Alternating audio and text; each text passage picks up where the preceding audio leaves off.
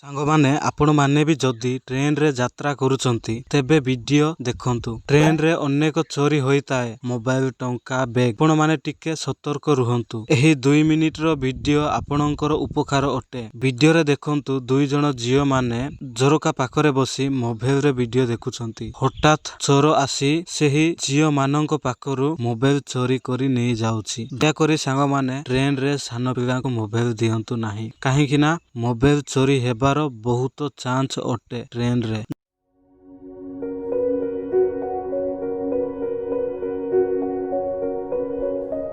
ଯଦି ଆପଣମାନଙ୍କୁ ଏହି ଭିଡିଓ ଉପକାର ଅଟେ ତେବେ ଏହି ଚ୍ୟାନେଲକୁ ସବସ୍କ୍ରାଇବ କରନ୍ତୁ, ପାଖରେ ଥିବା ଘଣ୍ଟି ବଟନକୁ ଦବାଇ ଦିଅନ୍ତୁ।